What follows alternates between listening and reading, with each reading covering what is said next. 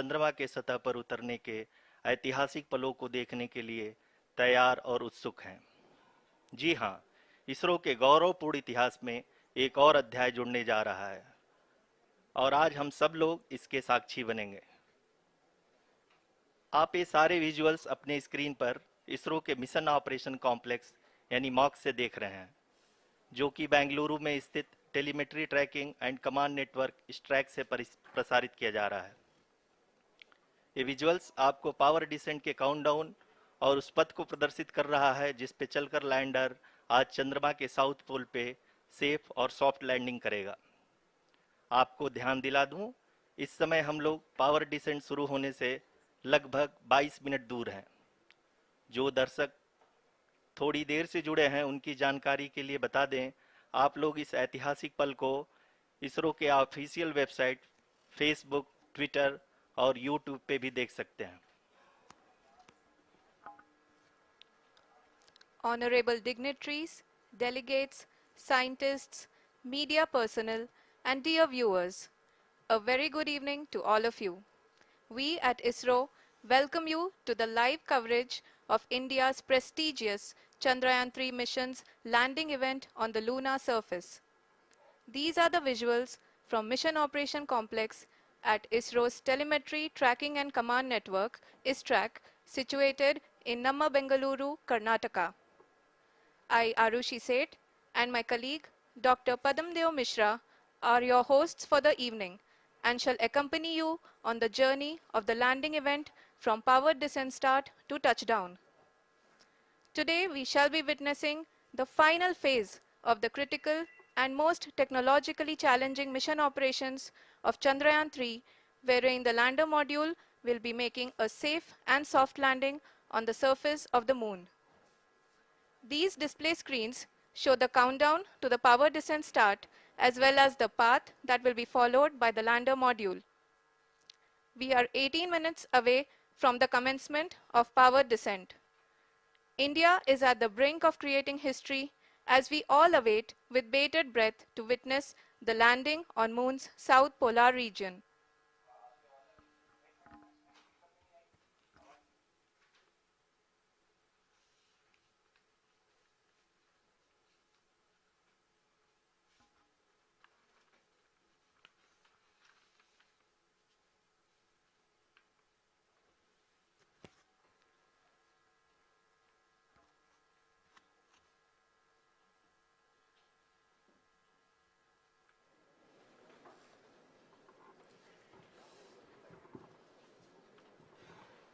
इसरो का पहला moon mission Chandrayaan 1 अक्टूबर 2008 में पीएसएलवी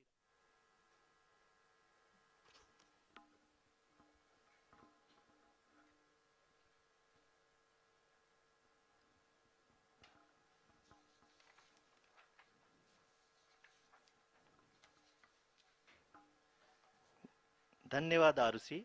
अगर मैं सही मायने में कहूं तो अंतरिक्ष का कोई भी मिशन हो और चाहे किसी भी देश के द्वारा संचालित किया जा रहा हो, इसरो मिशन की निश्चितता और अनिश्चितता के बीच बहुत ही महीन अंतर होता है, जिससे कि एक मिशन सफल या असफल होता है। लेकिन ना हम थके ना हम हारे। हमने पिछली कमियों को सुधारते हुए आज पूरी तरह से आश्वस्त किया है कि लैंडर मॉड्यूल निश्चित तौर पे चंद्रमा के सतह पर सेफ और सॉफ्ट लैंडिंग करेगा। सभी दर्शकों के जानकारी के लिए अब हम इसरो के अब तक के सभी लूनर मिशंस को संक्षिप्त विवरण प्रस्तुत करेंगे। जी हाँ, इसरो का पहला मून मिशन चंद्रयान 1 अक्टूबर 2008 में पीएसएलवी रॉकेट के द्वारा सफलतापूर्वक प्रक्षेपित किया गया था। चंद्रयान 1 ने चंद्रमा के सतह पर पानी की खोज करके पहले ही इतिहास रच चुका है। यही कारण है कि आजकल विश्व के तमाम अंतरिक्ष वैज्ञानिक और स्पेस एजेंसियां चंद्रमा को और करीब से जानने के लिए उत्सुक दिख रही हैं। अगर हम बात करें चंद्रयान 2 की, जो इसरो का दूसरा मिशन है, जुलाई 2019 में इसरो के सबसे ताकतवर रॉकेट LVM-3 द्वारा सफलतापूर्वक प्रक्षेपित किया गया था और आज भी लगभग 4 साल बाद यह चंद्रमा के 100 किलोमीटर के सर्कुलर ऑर्बिट में घूमते हुए बहुत ही उत्तम क्वालिटी का डेटा प्रदान कर रहा है। मिशन के प्रारंभ में इसकी आयु 1 साल निर्धारित की गई थी, परंतु LVM-3 द्वारा बहुत ही सटीक इंजेक्शन और मिशन मैनेजमेंट की वजह से चंद्रयान 2 काफ़ी लंबे समय तक कार्यरत रहेगा। अब तक चंद्रयान 2 चंद्रमा के लगभग सभी भागों का चित्र ले चुका है। इसका एक बहुत ही महत्वपूर्ण पेलोड OHRC यानी कि ऑर्बिटर हाई रेजोल्यूशन कैमरा विश्व का सबसे बेहतरीन कैमरा है, जो कि चंद्रमा की सतह का लगातार पिक्चर भेज रहा है। अब मैं ROC जी से निवेदन करूंगा कि वो आप लोगों को इसरो के वर्तमान मिशन चंद्रयान 3 के बारे में बताएं। अभी आपने मिश्रा जी के द्वारा सुना इसरो के अब तक के लूनार मिशंस का विवरण। अब चलते हैं towards Chandrayaan-3, the follow-up mission of Chandrayaan-2, which has been designed to accomplish our mission goals. The primary objective of Chandrayaan-3 mission is the demonstration of safe and soft landing on the lunar surface. This demonstration is a critical aspect for ISRO's future interplanetary missions. In addition to this, the mission objectives also include demonstration of roving capability and conduction of in situ scientific experiments on Moon's surface. Carried on the shoulders of India's heaviest rocket LVM-3 on the 14th of July, Chandrayaan-3 was placed in the precise elliptic parking orbit of size 170 by 36,500 kilometers. ISRO, in its mission plan of following the incremental trajectory approach, carried a total of 5 earthbound maneuvers. The fifth apogee raising maneuver, which took place on the 25th of July, placed the spacecraft in an orbit of 250 by 1,27,000 kilometers. At the early hours of 1st August, the translunar injection was carried out, after which the composite module began the final leg of its long journey of nearly 3,84,000 kilometers for its rendezvous with the Moon. The TLI was a key step in the mission, enabling the spacecraft to escape Earth's gravitational pull and travel to the Moon. An orbit of 288 by 3,69,328 kilometers was achieved at the end of the translunar injection. जी हाँ, translunar injection किसी भी interplanetary mission के लिए बहुत ही आवश्यक परंतु कठिन operation होता है। इस सफल मैन्यूवर के बाद चंद्रयान 3 पृथ्वी से दूर निकलकर चंद्रमा के प्रभाव क्षेत्र में एक हाइपरबोलिक ट्रेजेक्ट्री के द्वारा पहुंचाया गया। पुनः 5 अगस्त 2023 को लूनर ऑर्बिट इंसर्शन के द्वारा चंद्रयान 3 को 160 किलोमीटर के पेरिलून और 18,000 किलोमीटर के अपोलून के साथ चंद्रमा के इलिप्टिकल ऑर्बिट में स्थापित कर दिया गया। TLI के तरह LOI भी एक बहुत जटिल ऑपरेशन होता है। इसमें हमें यह ध्यान देना आवश्यक होता है कि उपग्रह के वेगमान को एक निश्चित बिंदु से घटाया जा सके, अन्यथा उपग्रह चंद्रमा के प्रभाव क्षेत्र से बाहर निकल जाएगा। LOI के सफलतापूर्वक परिचालन के बाद चंद्रयान 3 की कक्षा को 4 बार और परिवर्तित किया गया। इस दौरान चंद्रमा की अधिकतम ऊंचाई को घटाकर 160 किलोमीटर कर दिया गया। इस पूरी प्रक्रिया में प्रपल्सन मॉड्यूल का लगभग 755 किलोग्राम ईंधन का उपयोग हुआ और चंद्रयान 3 के वेगमान को लगभग 850 मीटर प्रति सेकंड कम कर दिया गया। लैंडर मॉड्यूल को लगभग 150 किलोमीटर के सर्कुलर ऑर्बिट में स्थापित करने के बाद 17 अगस्त 2023 को प्रपल्सन मॉड्यूल से अलग कर दिया गया। पुनः लैंडर मॉडल के ऑर्बिट को 2 डीबूस्ट मैन्यूवर्स के द्वारा 150 किलोमीटर के सर्कुलर ऑर्बिट से घटाकर 25 गुणे 130 किलोमीटर के एलिप्टिकल ऑर्बिट में स्थापित कर दिया गया। इस दौरान यह भी सुनिश्चित कर दिया गया कि 800 न्यूटन के चारों थ्रोटेबल थ्रस्टर्स पावर डिसेंट के समय किसी भी चुनौती का सामना कर सकें। लैंडर मॉड्यूल इस ऑर्बिट में 4 दिन तक चंद्रमा की परिक्रमा करता रहा ताकि इसके सभी सब सिस्टम को पावर डिसेंट से पहले कार्यात्मक रूप से वेरीफाई और वैलिडेट किया जा सके। इस दौरान चंद्रयान 2 और लैंडर मॉड्यूल की आपस में बातचीत भी हो चुकी है।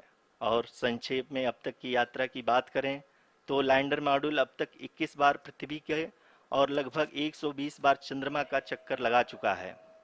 और इस पूरी यात्रा में लगभग 55 लाख किलोमीटर की यात्रा भी पूरी कर चुका है।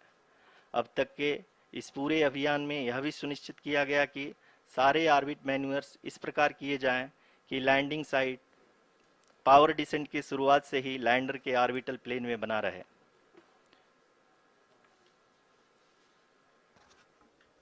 Make it further That is true complicated. indeed. We have arrived at the crucial juncture wherein the orbit plane contains the desired landing site at the start of powered descent. We are also happy to announce that live images from the Chandrayaan-3 lander imager camera is being received continuously. The demonstration of soft landing on the moon's surface is no ordinary feat due to the innumerable challenges and complexities involved. The lander velocity has to be killed from nearly 6,048 kilometers per hour without any aid from the thin and tenuous moon's atmosphere.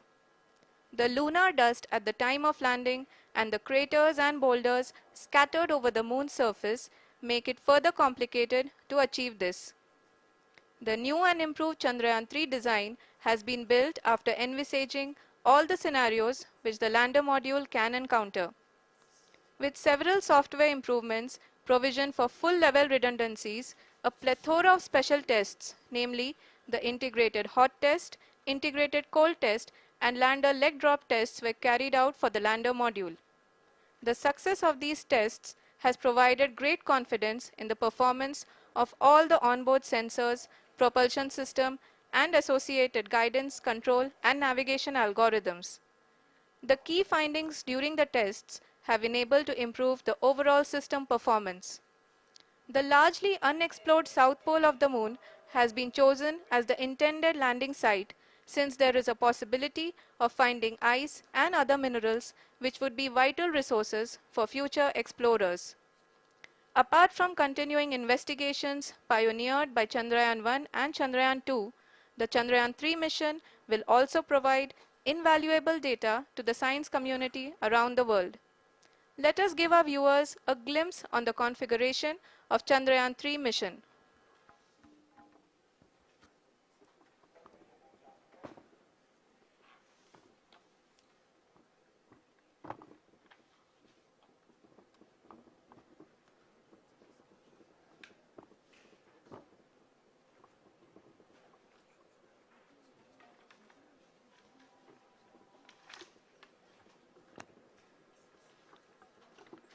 Chandrayaan 3 का mission plan लगभग चंद्रयान 2 के तरह ही बनाया गया है।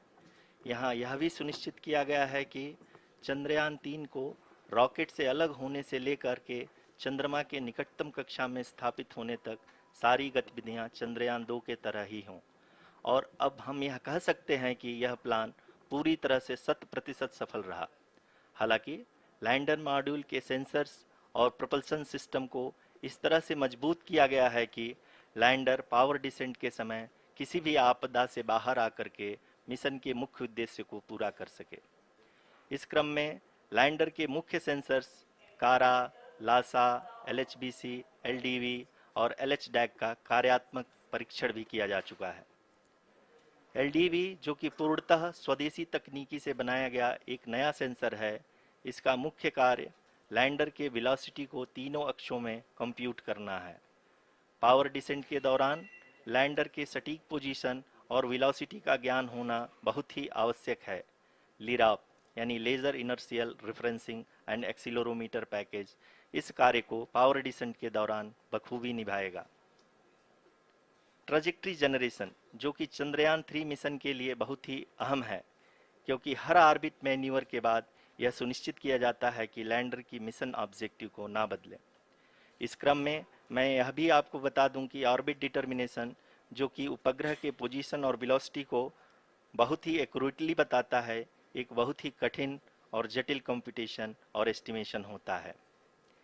यहाँ यह भी जानना महत्वपूर्ण है कि चंद्रयान 2 का OHRC पेलोड अब तक काफ़ी ऊंचे स्तर का डैम प्रदान किया है, जिसके फलस्वरूप लैंडिंग साइट के सीमा को बढ़ाकर 4 गुणे 2.4 किलोमीटर कर दिया गया है, जो कि पावर डिसेंट के दौरान सॉफ्ट लैंडिंग कराने में काफ़ी सहायक सिद्ध होगा।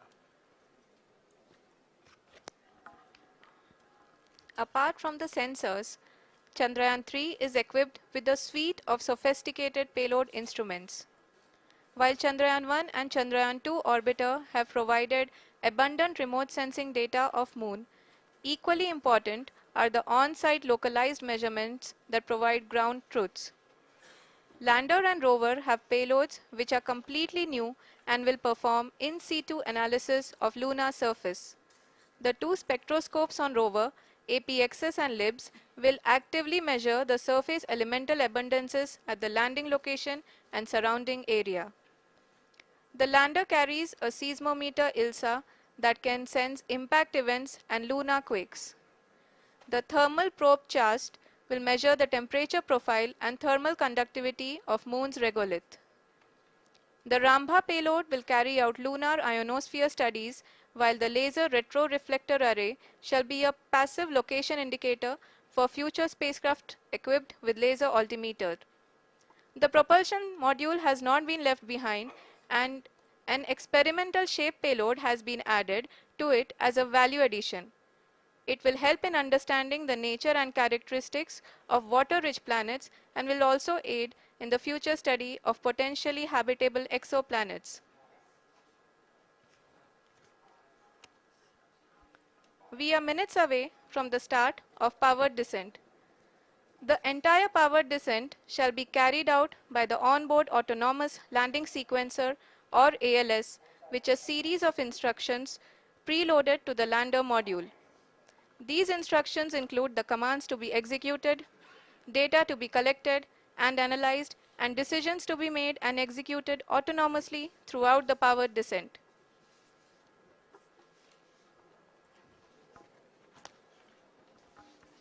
जी हाँ, अब हम पावर डिसेंट के बहुत ही करीब आ चुके हैं। हम आपको बताते चलें कि पावर डिसेंट को कुल 4 चरणों में बांटा गया है।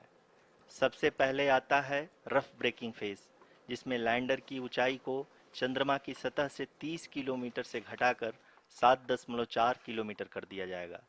इस पूरी प्रक्रिया को पूरा करने में लगभग 11.5 मिनट लगेगा और इसका समानांतर वेग 1680 मीटर प्रति सेकंड से घटाकर 358 मीटर प्रति सेकंड हो जाएगा। We have continuous flow of lander telemetry data from ISRO's Deep Space Network IDSN-32 located in Belalu, Bengaluru. The data is being acquired real-time by station and is flown to the Mission Operation Complex through our communication links. In addition to it, we also have support from ESA and JPL DSN stations. There will be no ground intervention once the ALS takes charge. The preparation for today's event had started 48 hours before, wherein various pre-selections and uplinking of parameters for the autonomous landing sequence were carried out. The whole descent is divided into 4 phases: the rough braking phase, the attitude hold phase, fine braking phase, and the local navigation phase or the terminal descent phase.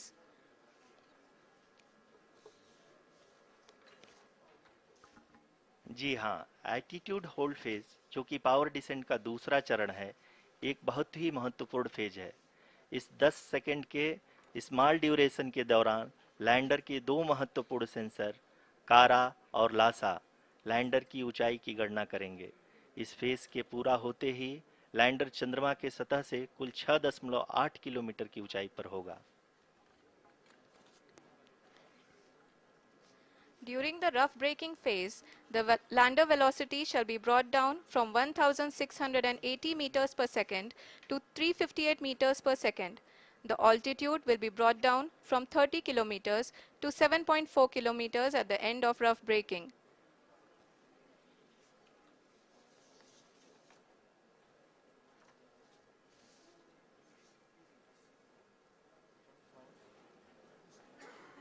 Currently,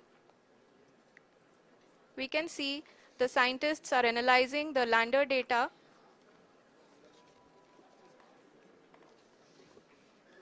जी हाँ, हम ये देख सकते हैं कि mission operation complex रूप में बैठे सभी वैज्ञानिक ये जो भी डेटा देख रहे हैं वो डीप स्पेस नेटवर्क IDSN 32 के द्वारा प्रोवाइड किया जा रहा है। और अगर हम अब बात करें पावर डिसेंट के तीसरे चरण का, जो कि फाइन ब्रेकिंग फेज होगा, जिसमें लैंडर लैंडिंग साइट से जस्ट 800 मीटर की ऊंचाई पर वर्टिकली होगा। इस चरण को पूरा होने में लगभग 3 मिनट लगेंगे और इस चरण के पूरा होते ही लैंडर की वेलोसिटी लगभग शून्य हो जाएगी। The scientists here at ISTRAC are glued to their systems, analyzing all sorts of complex data. We are very close to the powered descent, to the start of the powered descent phase.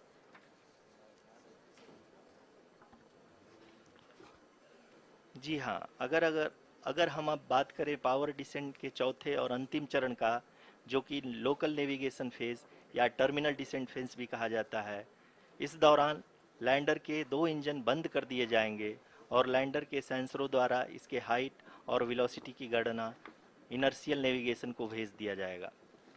इस दौरान lander 150 metre की ऊंचाई को प्राप्त करने के बाद कुल 131 सेकंड लगाएगा। इस पड़ाव पे आने के बाद पुनः लैंडर 22 सेकंड के लिए हवरिंग करेगा।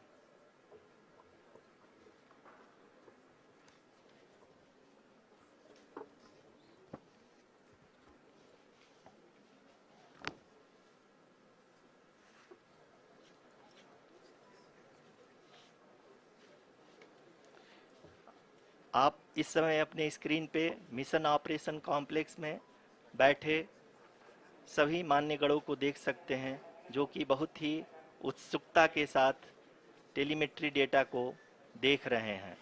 अभी हम लोग पावर डिसेंट शुरू होने से जस्ट कुछ ही पल दूर हैं।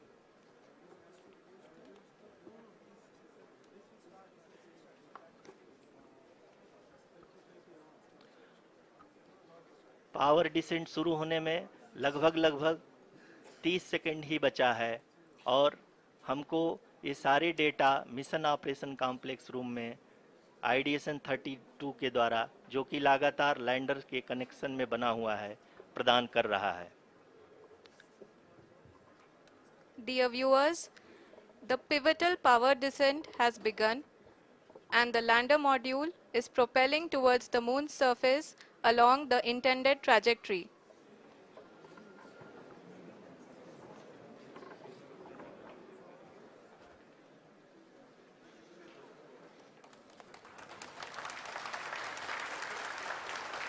जी हाँ, अब देख सकते हैं रफ ब्रेकिंग फेज की शुरुआत हो चुकी है।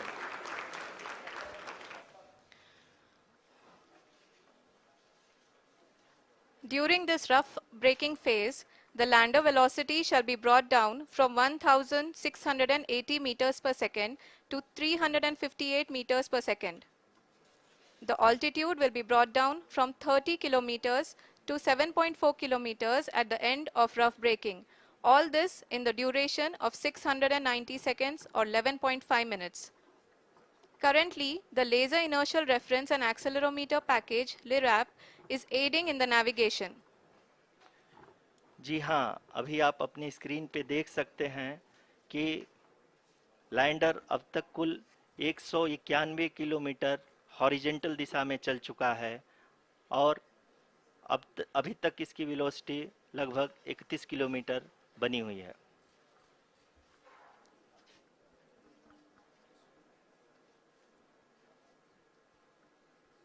The lander module has traveled a distance of approximately 228 kilometers.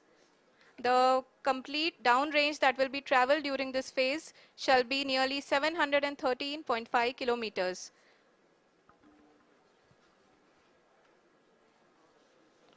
जी हाँ, कुल 745 किलोमीटर के इस रफ ब्रेकिंग फेज में आप देख सकते हैं कि हम लोग लगभग अपनी यात्रा 20% कंप्लीट कर चुके हैं।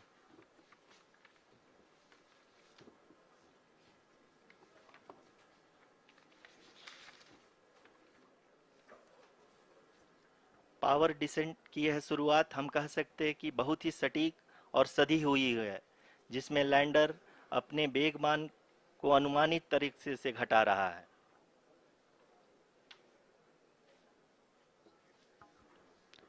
The altitude of the lander module will reduce from 7.4 kilometers to 6.8 kilometers.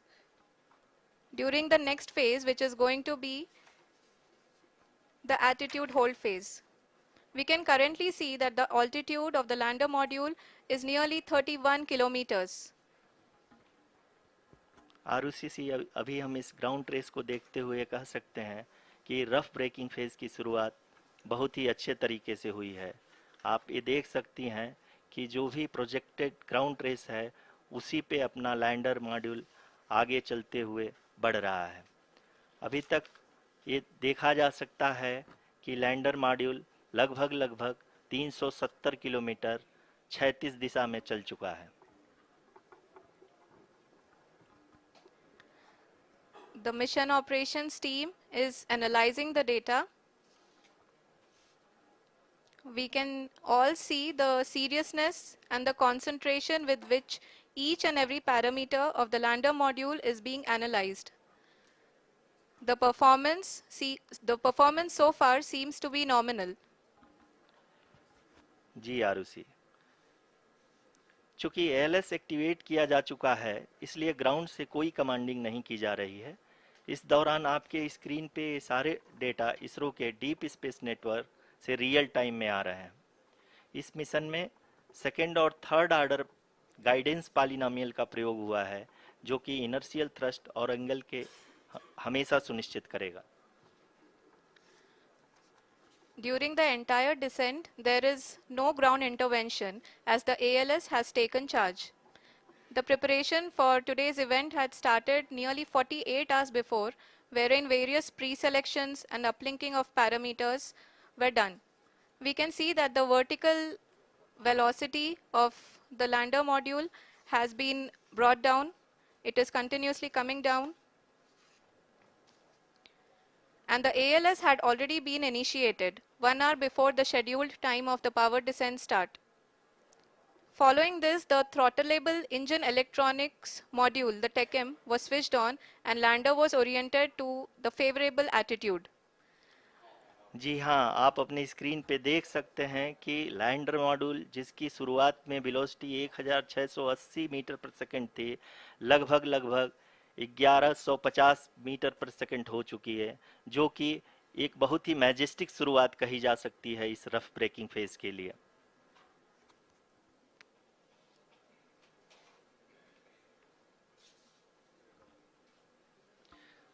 यहाँ पे मैं आपको ये भी बताते चलूँ कि आप अपने स्क्रीन पे देख सकते हैं कि द लैंडर मॉड्यूल का आल्टीट्यूड धीरे धीरे अब कम होता हुआ दिख रहा है और जो कि एक्सपेक्टेड भी है। अभी हम बात करें करंट आल्टीट्यूड की तो जो कि 28.6 किलोमीटर के आसपास है। आप स्क्रीन पर ये भी देख सकते हैं Chandrayaan 3 lander imager display. The lander imager is continuously taking photographs of the moon's surface, and that is also being streamed here. Currently, the horizontal velocity has been brought down and the distance traveled is 574 kilometers. The current altitude is 27 kilometers as can be seen on the screen. जी हाँ, करीब अपने आधे सफ़र को पूरा करते हुए इस rough breaking phase में लैंडर बहुत ही आगे की तरफ बढ़ते हुए अपनी ऊंचाई को घटा रहा है। अगर अब बात करें तो लैंडर की ऊंचाई चंद्रमा के सतह से लगभग 27 किलोमीटर से नीचे हो चुकी है, करीब 26.7 किलोमीटर के आसपास है। The next phase after the rough braking phase is the attitude hold phase, which will be for a duration of nearly 10 seconds. The lander will be oriented such that both the altimeters will be looking exactly towards the moon's surface. At the end of this attitude hold phase, height measurement update to navigation system will be given from the laser and car band altimeters. Currently, we are in the middle of the rough braking phase. जी हाँ, अगर हम ध्यान से देखें तो लगभग 8 minute की यात्रा के बाद लैंडर अपनी हॉरिजेंटल वेलोसिटी को लगातार कम करते हुए अपनी ऊंचाई अभी की ऊंचाई के समय 24 किलोमीटर की ऊंचाई प्राप्त कर चुका है।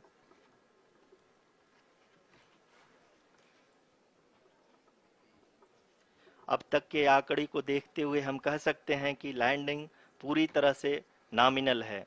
यहाँ पर हम देख सकते हैं कि हॉरिजेंटल वेलोसिटी लगातार कम होती हुई दिख रही है।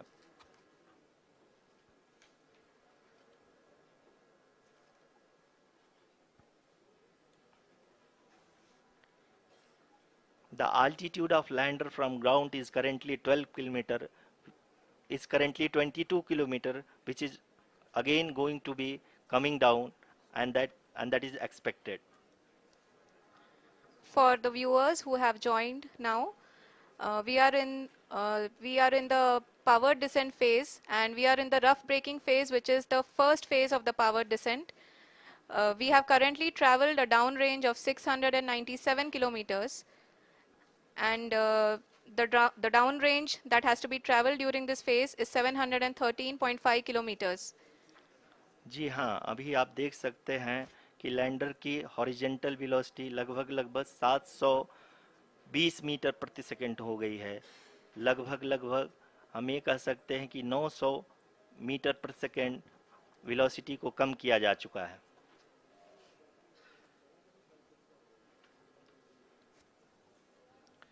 At the same time, we can see the altitude of the lander is just 17.8 kilometer from the moon surface, which is going to be around 7.4 at the end of the rough braking phase.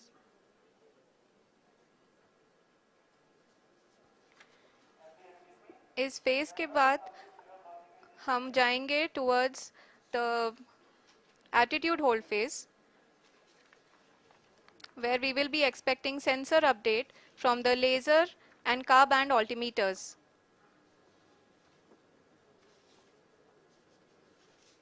We can see the visualization of the lander module moving towards the moon's surface. The current altitude is nearly 15.2 kilometers, and the distance traveled is 754 kilometers. We can also see the image that the lander imager camera has been providing. जी हाँ, इस rough breaking phase के दौरान 800 Newton के चारों throttle engine अपने कार्य को पूरी तरह से अंजाम दे रहे हैं और लैंडर के हॉरिजॉन्टल वेलोसिटी को लगातार कम कर रहे हैं। अब तक लैंडर लगभग अपने 75 से 80% की यात्रा को पूरा कर चुका है।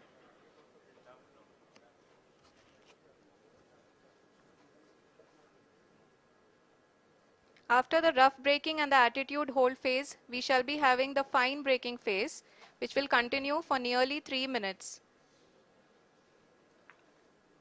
The whole phase is being driven by the autonomous landing sequencer, and there is no intervention from ground. जी हाँ आरुषि, अभी आप अपनी स्क्रीन पे देख सकती हैं कि जो करंट आल्टीट्यूड है चंद्रमा के सतह से लगभग 10 किलोमीटर के आसपास है। जी हाँ, हम अपने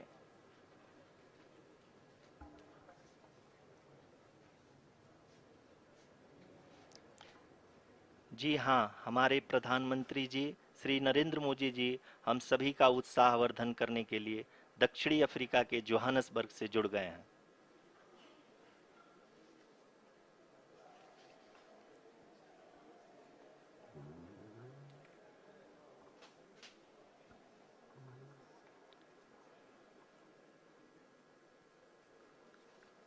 Yes, we are privileged to have with us Honorable Prime Minister of India, Shri Narendra Modi ji, who has joined us from South Africa's Johannesburg to encourage us.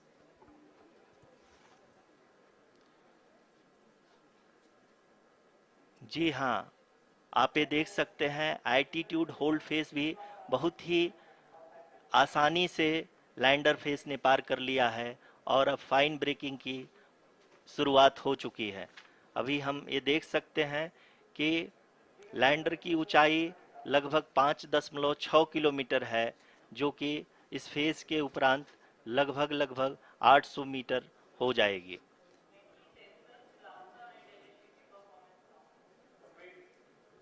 We can hear from the mission operations team that the sensors are performing nominally. And we are currently in the midst of the fine braking phase, which is going to continue for 3 minutes. And the altitude is going to be reduced to nearly 800 meters at the end of this phase.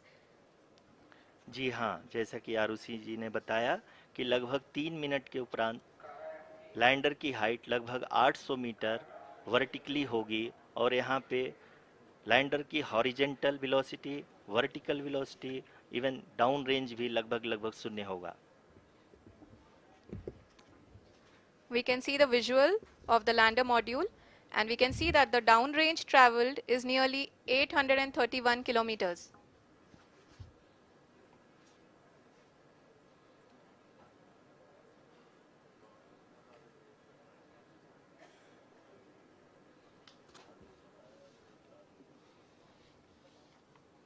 जी हाँ, आप अपनी screen पे देख सकते हैं कि lander की ऊंचाई अब चंद्रमा की सतह से लगभग 3 किलोमीटर से कम हो चुकी है। We are very close to the moon's surface, nearly 2.6 kilometers as we can see.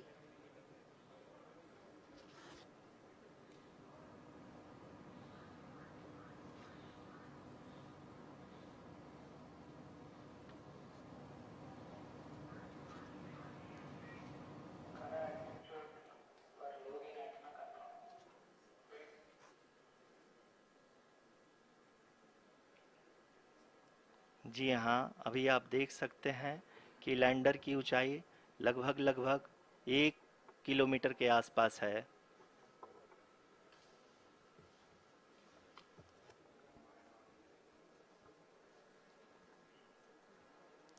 We are nearing the final phase of the power descent, which is going to be the vertical descent phase or the local navigation phase.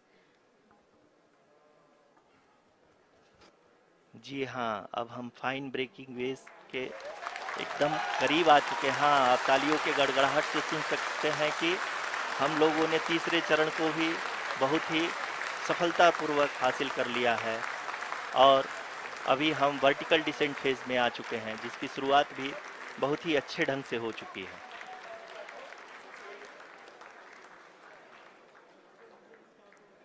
Lot of applause indicates that till now the performance has been nominal. We are in the vertical descent phase 1. The altitude is being brought down from 800 meters and we are nearing and approaching the lunar surface. जी, आप अपने screen पे देख सकते हैं कि lander का height लगातार कम होता जा रहा है। इस समय हम लैंडिंग साइट के जस्ट ऊपर हैं और इस समय इसकी ऊंचाई लगभग लगभग 600 मीटर के आसपास है। इस फेज के दौरान लगभग 150 मीटर के ऊंचाई पे पहुंचने के बाद लैंडर अगेन लगभग 20 से 22 सेकंड के लिए हॉवरिंग करेगा। We are above the landing site. The horizontal as well as the vertical velocity is now being constantly reduced, and the lander module has begun its descent towards the landing site.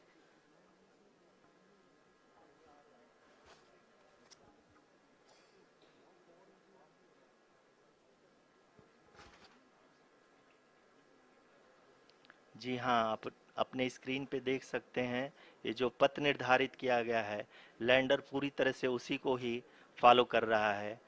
इस समय हम लगभग 200 metre की height से भी कम आ चुके हैं।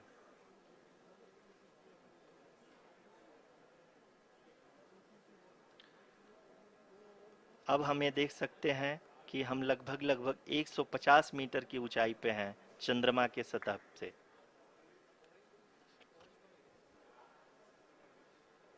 We are approaching the vertical descent phase 2, which will have the lander module hovering at nearly 150 meters above ji the हाँ, lunar surface. जी हाँ, आप इस तालियों के गड़गड़ाहट को सुन सकते हैं जो कि सेकंड हाइब्रिड फेज के कंप्लीट होने के बाद इन सारे वैज्ञानिकों के द्वारा की जा रही है।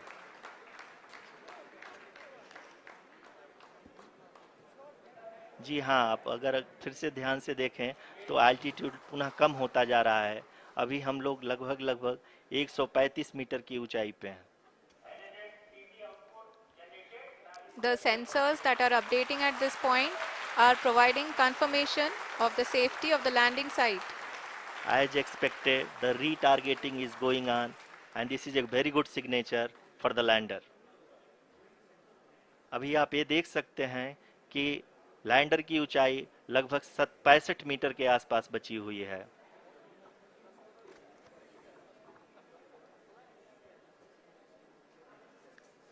Currently, only 2 engines are now being fired, and we are nearly at zero velocity, vertical and horizontal. We were hovering, and now we are approaching the moon's surface.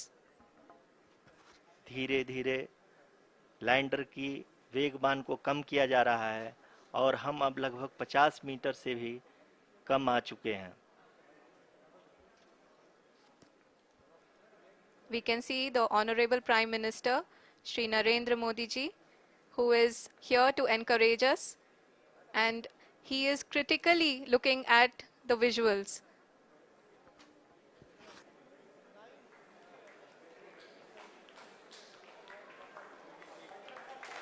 जी हाँ, आप अपने स्क्रीन पे देख सकते हैं कि हम lander module People are applauding. Let lander us all module wait to hear from the Secretary, Department of Space and Chairman ISRO, Shri S. Somnath. Lander module पूरी तरह से सेफली और सॉफ्टली चंद्रमा के सतह पे लैंड हो चुका है। ये हम लोगों के लिए बहुत ही गर्व की बात है। हिंदी में एक कहावत है कि चंदा मामा दूर के, लेकिन अब हम ये कह सकते हैं कि चंदा मामा अपने घर के। बहुत ही उम्दा. The hard work of the entire ISRO community has come to fruition.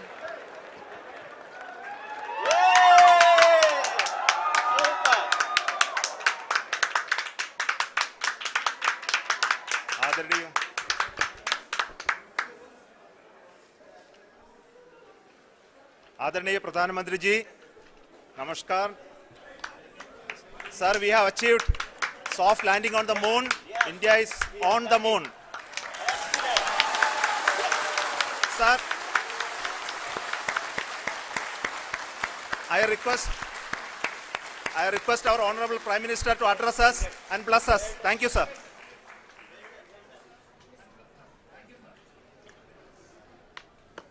मेरे प्यारे परिवारजनों, जब हम अपनी आंखों के सामने ऐसा इतिहास बनते हुए देखते हैं तो जीवन धन्य हो जाता है। ऐसी ऐतिहासिक घटनाएं राष्ट्र जीवन की चिरंजीव चेतना बन जाती है। ये पल अविस्मरणीय है। ये क्षण अभूतपूर्व है। ये क्षण विकसित भारत के शंखनाद का है। ये क्षण नए भारत के जयघोष का है। ये क्षण मुश्किलों के महासागर को पार करने का है। ये क्षण जीत के चंद्र पथ पर चलने का है। ये क्षण 140 करोड़ धड़कनों के सामर्थ्य का है। ये क्षण भारत में नई ऊर्जा, नया विश्वास, नई चेतना का है। ये क्षण भारत के उदयमान भाग्य के आह्वान का है। अमृत काल की प्रथम प्रभा में सफलता की ये अमृत वर्षा हुई है। हमने धरती पर संकल्प लिया और चांद पर उसे साकार किया। और हमारे वैज्ञानिक साथियों ने भी कहा, India is now on the moon. आज हम अंतरिक्ष में नए भारत की नई उड़ान के साक्षी बने हैं। साथियों, मैं इस समय ब्रिक्स समिट में हिस्सा लेने के लिए दक्षिण अफ्रीका में हूं, लेकिन हर देशवासी की तरह मेरा मन चंद्रयान महाअभियान पर भी लगा हुआ था। नया इतिहास बनते ही हर भारतीय जश्न में डूब गया है। हर घर में उत्सव शुरू हो गया है। हृदय से मैं भी अपने देशवासियों के साथ, अपने परिवारजनों के साथ इस उमंग और उल्लास से जुड़ा हुआ हूं। मैं टीम चंद्रयान को, इसरो को और देश के सभी वैज्ञानिकों को जी जान से बहुत बहुत बधाई देता हूं, जिन्होंने इस पल के लिए वर्षों तक इतना परिश्रम किया है। उत्साह, उमंग, आनंद और भावुकता से भरे इस अद्भुत पल के लिए मैं 140 करोड़ देशवासियों को भी कोटि कोटि बधाइयां देता हूं।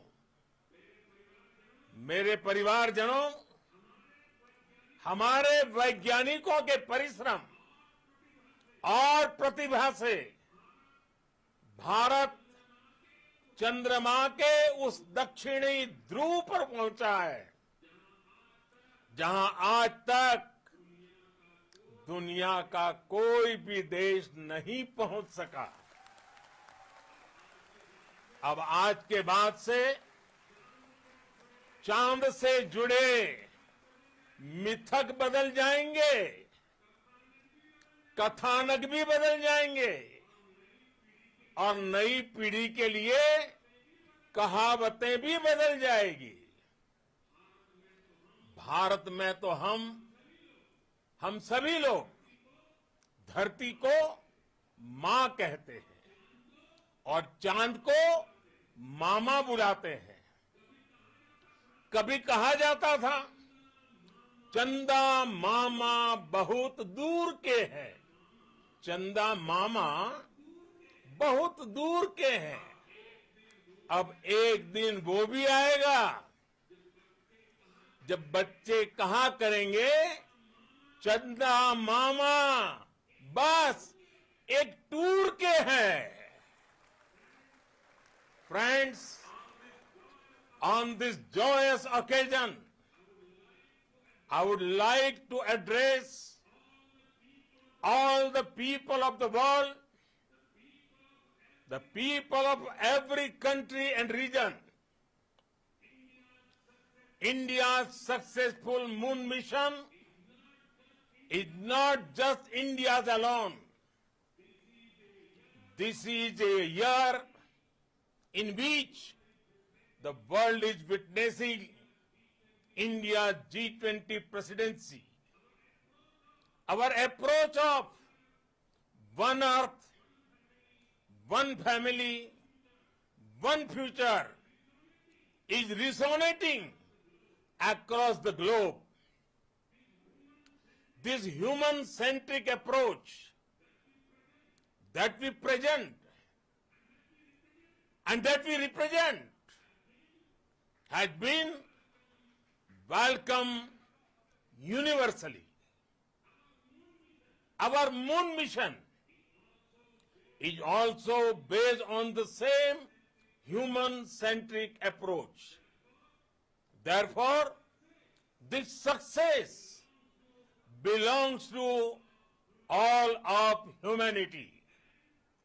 and it will help moon missions by other countries in the future. I am confident that all countries in the world, including those from the global south, are capable of achieving such feats.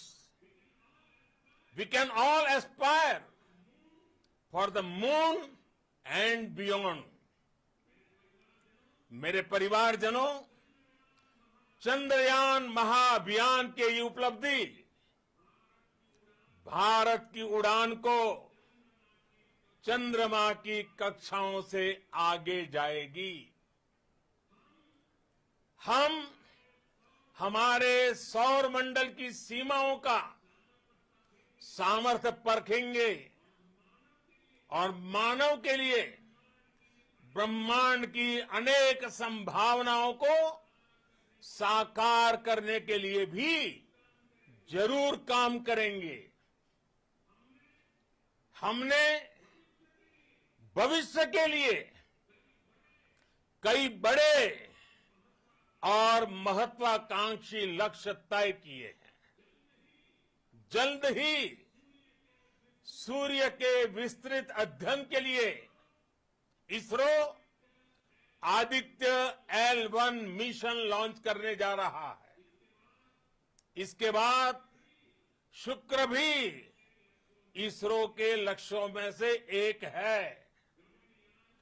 Gaganyaan के जरिए देश अपने पहले human space flight mission के लिए भी पूरी तैयारी के साथ जुटा है।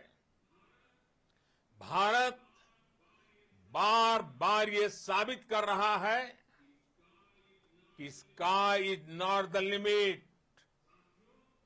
साथियों, साइंस और टेक्नोलॉजी देश के उज्जवल भविष्य का आधार है। इसलिए आज के इस दिन को देश हमेशा हमेशा के लिए याद रखेगा। यह दिन हम सभी को एक उज्जवल भविष्य की ओर बढ़ने के लिए प्रेरित करेगा। ये दिन हमें अपने संकल्पों की सिद्धि का रास्ता दिखाएगा। ये दिन इस बात का प्रतीक है कि हार से सबक लेकर जीत कैसे हासिल की जाती है। एक बार फिर देश के सभी वैज्ञानिकों को बहुत बहुत बधाई और भविष्य के मिशन के लिए ढेरों शुभकामनाएं। बहुत बहुत धन्यवाद।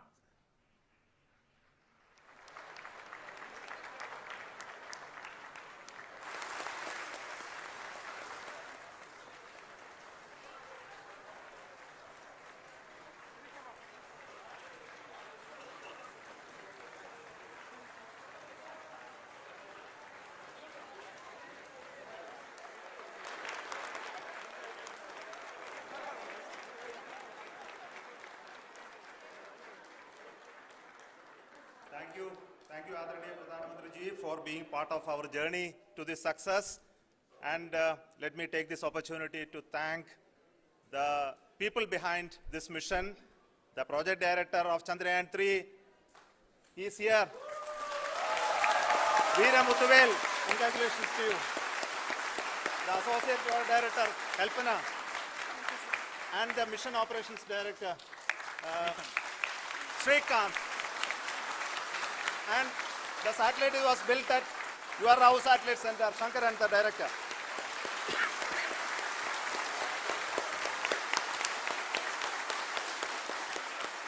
Thank you, sir.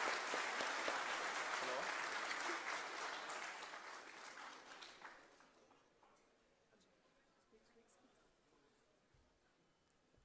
It's a great moment of happiness on behalf of team. It gives me immense satisfaction on achieving this goal as a project director of this mission. The entire mission operations, right from launch till landing, happened flawlessly as per the timeline, and we became the 4th country to land, to demonstrate the soft landing onto the moon surface, and we became the first country to go to the near to the south pole of the moon.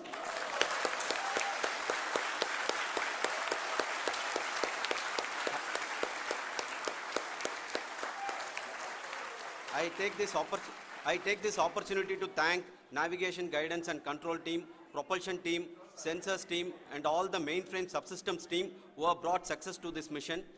I also take the opportunity to thank the Critical Operations Review Committee for thoroughly reviewing the mission operations right from launch till this date. The target was on spot because of the review process.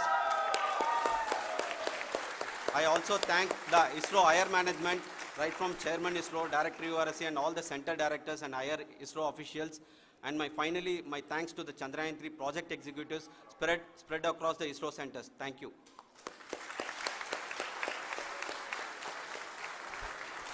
Mission Director Srikanth. It gives me an immense pleasure to be part of Chandrayaan-3 and acting as Mission Director. I would like to thank each and every team member who has supported in carrying out all the mission operations flawlessly. And I would like to thank my senior management, Chairman ISRO, Director URSC, my senior colleagues and my team members for carrying out and supporting all the things carrying out in a proper way. Thank you very much. Associate Project Director Kalpana. Good evening to all. This will remain the most memorable and the happiest moment for all of us, for our team Chandrayaan-3. We have achieved our goal flawlessly. From the day we started rebuilding our spacecraft after Chandrayaan-2 experience, it has been breathe in, breathe out Chandrayaan-3 for our team. And starting from the reconfiguration to all the special tests and the simulations we have conducted meticulously. And this has been possible only because of our immense effort from our Chandrayaan-3 team. And of course, with the guidance from our Chairman ISRO, our directors and all our experts, with all this it has been possible. Thank you one and all. Thank you for all the minutest help which has been provided from all the areas of departments. Thank you, thank you.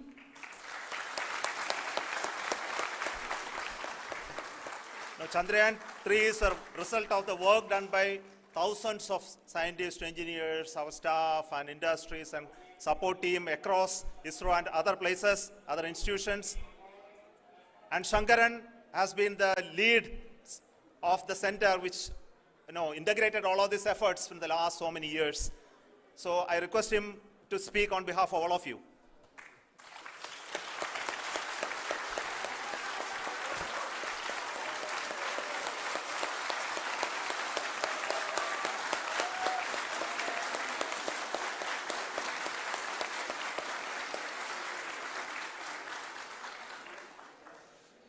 Thank you very much for the affection that has been displayed today now. Today, we have achieved what we set out to achieve in 2019. It was delayed by about 4 years, but we have done it. When Chandrayaan-3 was launched, after the separation of the spacecraft from launch vehicle, I said, I will speak the rest of the things after the soft landing.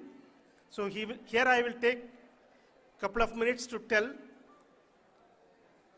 the tremendous amount of effort that has been put in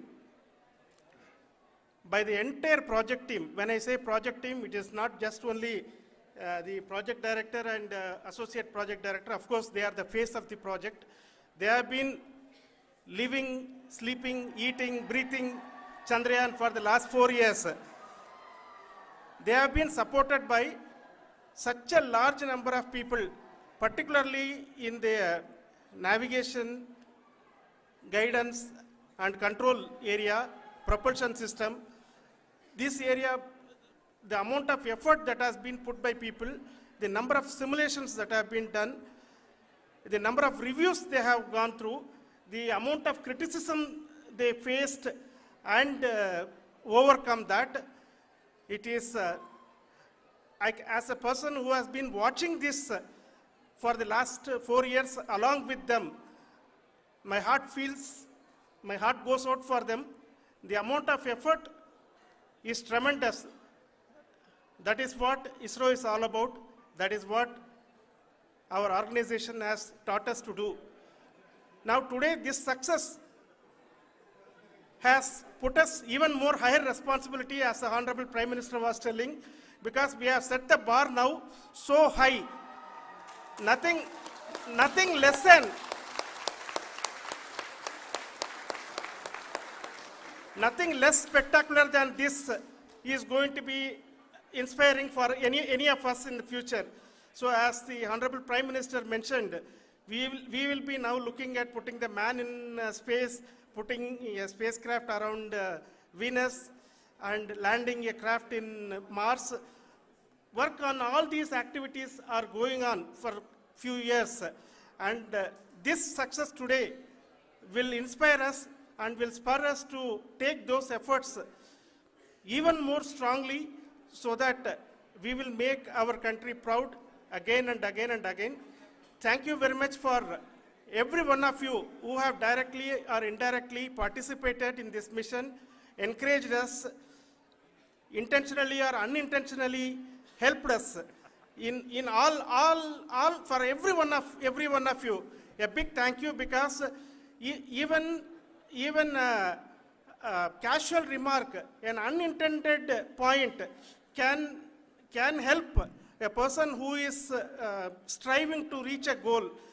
The person who is making that remark may not have meant it that way, but sometimes it can ignite that's why I said that even unintended help is very, very, very welcome, and we are very, very thankful for that. Thank you, Team ISRO, for supporting all of us. The amount of affection we received when this mission came into this final stage, the number of people who gave us confidence that nothing can go wrong, and this is going to be successful. In fact, I was not that much confident, because we have seen a couple of times issues, because I know very well, as a person who has been doing in this domain for 36 years, I know there are thousands of things. Any of that can anytime go wrong and derail, but so many of the people, because that I only see as the reflection of the effort we have put, that people are so happy to see this effort, and they want us to succeed. It is not that they know that we are going to succeed. The people want us to succeed. So thank you very much for everyone, for your love and affection. We will continue to do our best and make our flag fly, ISRO's as well as India's flag fly high. Thank you very much.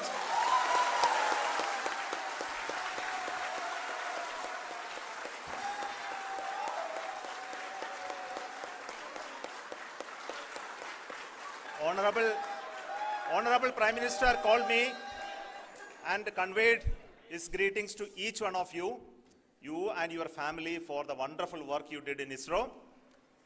So thanks are to him for the support that he is giving to us for missions like Chandrayaan 3 and the missions that are in the offing. I think that's a great word of comfort that we are receiving for pursuing the inspirational work that we are doing for the nation. I want to tell you, and I want to thank you also for each and everyone who prayed with us in the last many days, who wanted this success to happen in ISRO. I thank all those people all around the country and maybe beyond the country for their blessings and wishes and affection that he has given to each one of us for doing this work for the last so many years. I want to specifically thank some senior people who have been standing with us, especially the name of Kiran Kumar sir and Mr. Kamalakar, Sri Koteshwar Rao.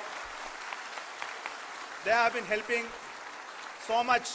They were part of the team to help them to get the confidence and get the reviews done to ensure that nothing goes with any mistakes.